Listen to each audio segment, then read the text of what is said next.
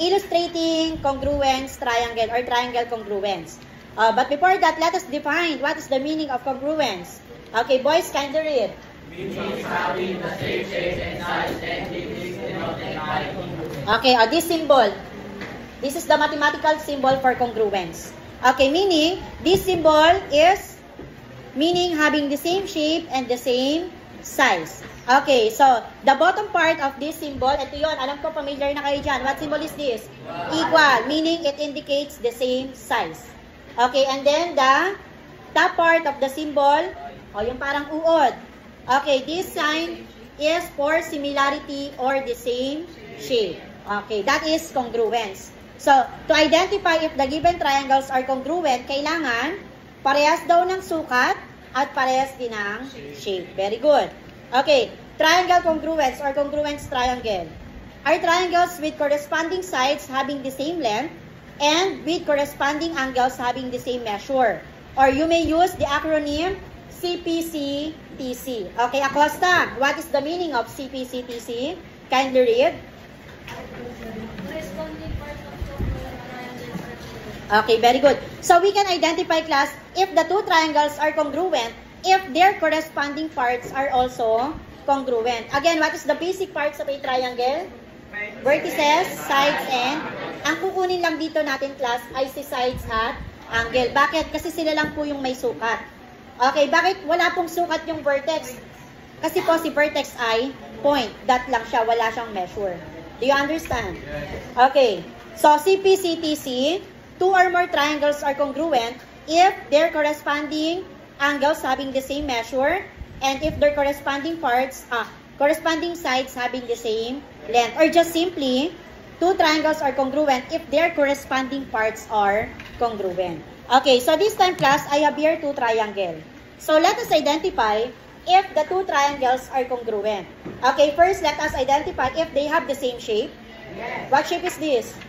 And this is also, okay, the second one is, identify natin kung same size sila.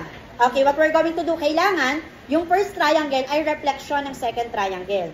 So, dapat pag pinagpatong natin, same talaga sila. They are equal? Okay, therefore, we can say that the two triangles are congruent. Do you understand the meaning of triangle congruency? Okay. This time, class, so, to identify if the two triangles are congruent, sabi daw, kailangan same shape and same size. So, this time, kukunin na natin yung corresponding parts. How to get the corresponding parts? But before that, define muna natin what is the meaning of correspondence. Okay, girls, kindly read. Okay, so ayan yung symbol ng correspondence. Ang basa dito ay corresponds to. Okay, correspondence, the symbol for corresponds to is this. Okay, meaning exact reflection of form on opposite sides of, makinig, a dividing line or plane. Okay, so let us identify, focus tayo dito sa aking triangle. Let us identify if these triangle are congruent. So by getting the corresponding parts. So to get the corresponding parts, first we need to name the given triangles. Okay, so to name the triangle, class, kailangan, kung ano yung pattern, anak, na ginawa natin sa first triangle, ganun din yung gagawin mo sa second triangle. Okay, first, I will give the name of the first triangle. So, we have triangle BAC. BA, ilang guho ito? Isa. AC, ilang guho? Meaning, isa, dalawa. Dapat ganun din yung pattern dito sa kabila. What is the name of the second triangle? Isa, dalawa. So, ganun din dapat dito. What is the name? Very good. We have E, D, F. Now, what if I will name this as triangle ACB? What is the name of the second triangle? ACB. DFE. What if BCA? Okay, kailangan kung ano yung pattern sa first, ganun din sa second. So, after naming the two triangles, so next step is get the corresponding parts na. Sa corresponding parts, anak, dalawang parts lang ang kukunin. Si sides at yung angles. Again, when we say sides, ang pinag-uusapan natin ay segment. So, sa segment, use two capital letters. So, I will give one corresponding segment, or corresponding sides. So, I have here segment BA, Ito anak, segment BA is corresponds, ano yung reflection niya dito? ED. That is the first corresponding sides. Give me another corresponding sides. Origin. Segment AC. AC. Corresponds to Segment E. AD. F. And the last corresponding sides is? Yes, anak. Segment BC is corresponds to segment E, F. Very good. So after getting the corresponding sides, next proceed tayo sa corresponding angles. So give me one pair of corresponding angle. Sa angle anak, commonly 3 letters or just simply 1 letter na lang. O, Origin, give me one pair. Angle BAC. One letter anak only. Angle A. Angle A is corresponds to angle. Angle B. Very good. Angle D. Another corresponding angles. Yes, anak. Angle E. And the last one is? Yes, Oladive? Okay. So, now, if the corresponding sides having the same length and the corresponding angles having the same measure, then we can say that triangle BAC and triangle EDF are congruent. Wow. Do you understand? Yes. Now, let us try another example. If the given triangle is, this is the first triangle and this is the second triangle. Okay, again, step number 1. What we're going to do is we need to name the first triangle. Anyone? Kindly name the first triangle. Oladive, kindly name the first triangle. Okay, we have triangle CAT. Now, gagamitin natin yung pattern na ginawa ni Oladive. We have CAT. O, isang guhit. Pangalawa. Okay, meaning isa, dalawa, tatlo. Now, name the second triangle. Ferrer? Very good. We have DOG. Now, what if I will name the first triangle as triangle TAC?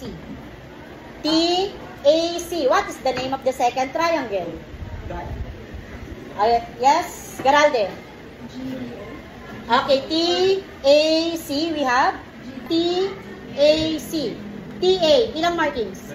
Dalawa. AC, ilan? Dapat ganun din dito. Dalawa, isa. Kaya GOD. Nagets po? Isa pa. What if I will name the triangle as triangle CTA? What is the name of the second triangle? Roberta. Triangle CTA. Ilan to? Tatlo.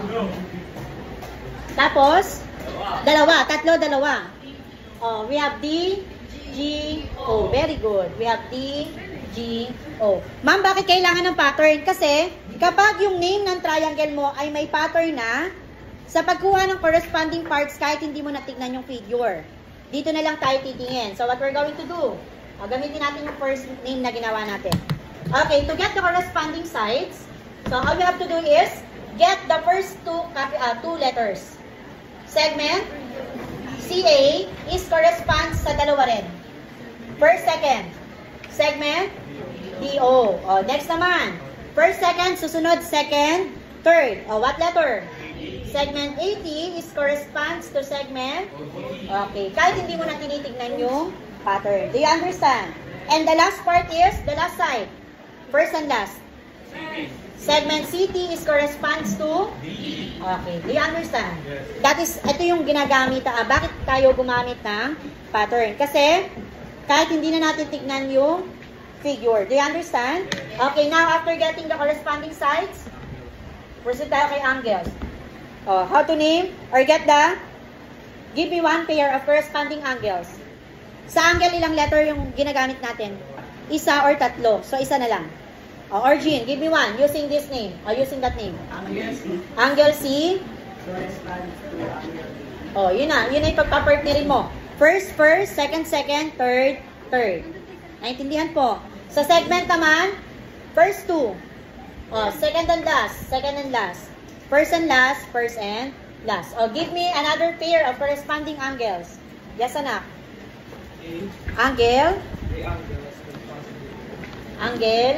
And the last one is? Angle D. So, any question?